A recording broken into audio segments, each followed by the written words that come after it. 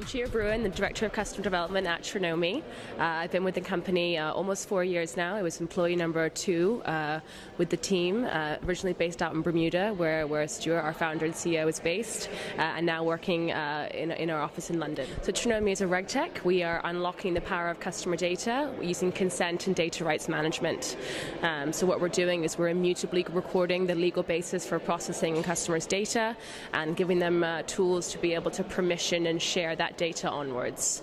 So we're complying with GDPR, consent requirements, as well as the subject access rights.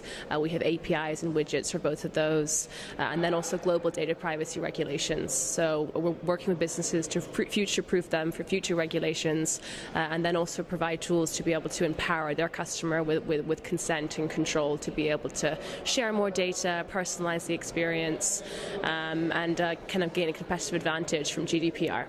It's been a long journey with GDPR in terms of awareness and preparedness, but I think suddenly, January 1, businesses took it very, very seriously. They're looking to implement solutions, and that's also driven by the consumer. I think there's been a lot of media hype around GDPR and the new rights that it gives the individual, and we've seen studies and evidence that individuals will be looking to exercise those rights and make subject access requests and hold their companies that are processing their data to a higher standard and ultimately take back that ownership that is theirs.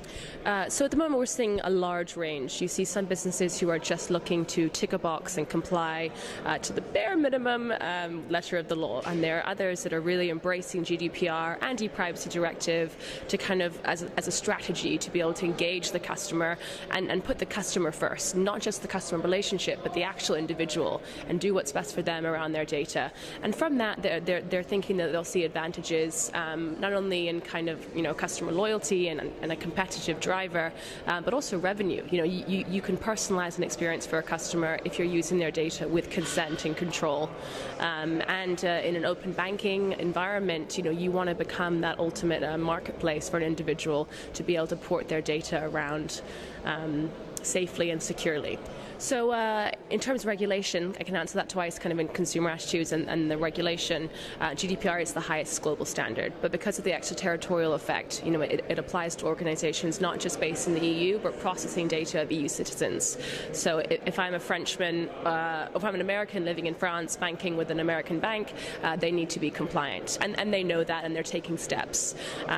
Elsewhere, we're seeing kind of data privacy regulation under review to kind of come up to that standard, because you have to show some kind of equivalency if you want to continue to do business and share data with European companies. And as we know, Europe is kind of at the forefront of some of these initiatives around open banking and data sharing, and that is what the future is. In terms of consumer attitudes, it's a massive range. There are some consumers who are, and I think it's not based on geography, but more of a persona.